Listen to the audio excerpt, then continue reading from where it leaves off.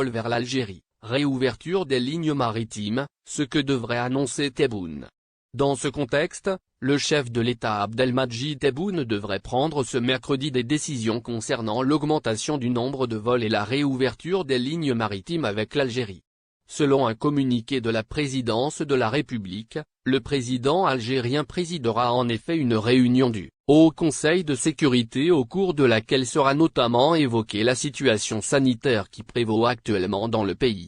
Selon les informations de DN Algérie, le gouvernement aurait déjà validé un nouveau programme d'Air Algérie concernant l'augmentation des vols. Celui-ci comporte notamment 3 nouvelles destinations, à savoir le Canada, les Émirats arabes unis et la Grande-Bretagne. L'annonce officielle de ce programme devrait intervenir à l'issue de la réunion de ce mercredi, a-t-on appris des mêmes sources. De même, les autorités officielles s'apprêteraient également à donner leur feu vert pour la reprise des activités de la compagnie maritime Algérie Ferry, qui a suspendu ses voyages depuis la fermeture des frontières du pays en mars 2020. Voyages vers l'Algérie, pourquoi faut-il les augmenter ? Notons d'ailleurs que plusieurs arguments plaident actuellement en faveur d'une ouverture plus large des frontières. En premier lieu, il y a notamment le taux de contamination très faible parmi les personnes en provenance de l'étranger. Selon le groupe hôtelier public au Conseil de sécurité, le nombre de cas positifs enregistrés parmi ceux-ci a été de moins d'une dizaine sur presque 25 000 personnes qui avaient été confinées depuis la reprise des voyages le 1er juin dernier. Un autre argument de taille est d'ordre commercial. Une augmentation des vols permettra ainsi à la compagnie aérienne nationale, Air Algérie d'élargir ses activités et de faire face à la crise financière dont elle souffre toujours du fait de la pandémie de coronavirus. Par ailleurs, notons également que malgré une nouvelle vague de la pandémie de Covid-19 en Algérie, plusieurs experts ont plaidé en faveur d'une ouverture plus large des frontières. Selon le professeur Mohamed Belhossine, l'augmentation des contaminations en Algérie n'a d'ailleurs aucun lien avec la récente reprise des vols, puisque le variant Delta, qui circule activement à l'heure actuelle était déjà présent en Algérie plusieurs semaines avant la décision de réouverture partielle des frontières. Exclusif, augmentation des vols, voici le programme complet d'Air Algérie. Le gouvernement algérien a validé un nouveau programme pour l'augmentation des vols vers l'Algérie. Les frontières de l'Algérie sont ouvertes depuis le début du mois de juin dernier, et après plus d'une année de fermeture.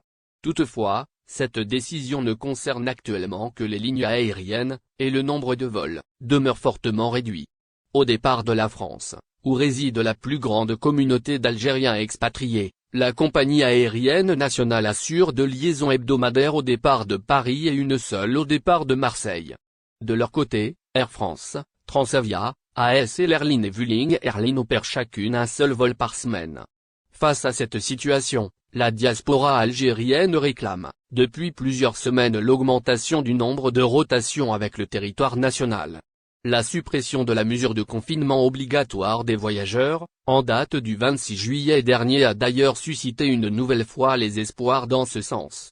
Nous avons des informations qui évoquent une ouverture plus large très prochainement, avait notamment indiqué le porte-parole d'Air Algérie, Amin Andalousi, qui a rencontré plusieurs responsables au cours des derniers jours pour discuter de cette question. Augmentation des vols, voici le programme complet d'Air Algérie.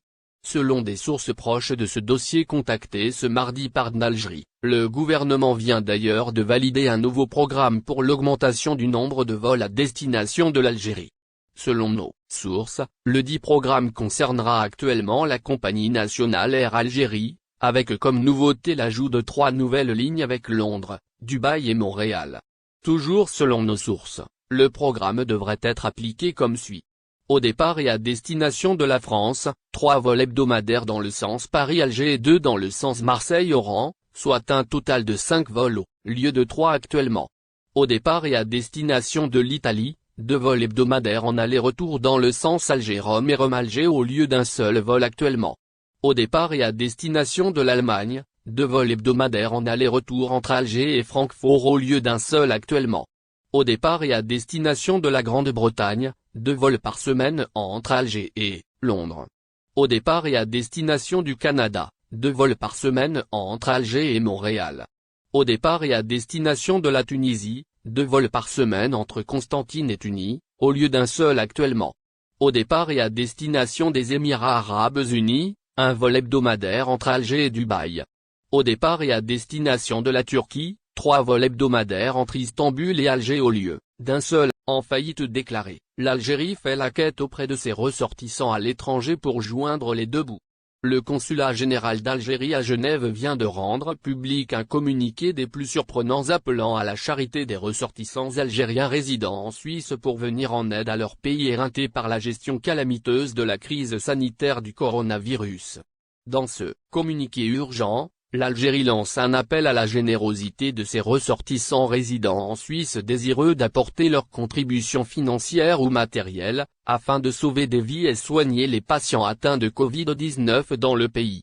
S'il est tout à fait naturel et humain que la solidarité s'exprime et s'organise en temps de crise et de difficultés, en l'occurrence celle que nous vivons aujourd'hui, il n'en demeure pas moins que l'appel à la charité publique d'un pays pétrolier qui ne cesse de se targuer de posséder le meilleur système de santé en Afrique, voire du monde, reste un fait inédit. Le communiqué alarmiste du consulat algérien est d'autant plus surprenant que le pays s'obstine à dépenser des milliards de dollars pour l'achat d'armes et d'équipements militaires, pour mater la colère de la rue, entretenir le lobbying anti-marocain à travers le monde et financer les milices terroristes du Polisario. Selon l'Institut international de recherche sur la paix de Stockholm, les dépenses militaires de l'Algérie durant l'année 2020 ont été estimées à 9 milliards de dollars, la classant en tête des pays africains dans la course à l'armement. Pas besoin de rappeler dans ce même contexte combien de milliards le contribuable algérien dépense pour la cause perdue d'un peuple chimérique, créé de toutes pièces par les grabataires du régime dans le seul but de déstabiliser le Maroc. Le peuple algérien, y compris la diaspora vivant à l'étranger à qui on demande l'aumône aujourd'hui pour renflouer les caisses de l'État en cessation de paiement, n'oubliera pas les centaines de milliers d'euros dépensés pour payer les frais d'hospitalisation, de transport et de séjour clandestin en Espagne du chef des séparatistes du Polisario Brahim Ghali alias Bimba Touchet de ses accompagnateurs. La diaspora algérienne, appelée à la rescousse aujourd'hui, n'est pas prête non plus d'oublier le refus de son pays de rapatrier des milliers d'Algériens, restés bloqués en Europe et ailleurs dans le contexte de la pandémie de la Covid-19. Plusieurs d'entre eux, devenus des SDF en France, passaient des heures à faire le pied de grue devant leur ambassade à Paris, alors que d'autres avaient élu domicile à l'aéroport de Roissy.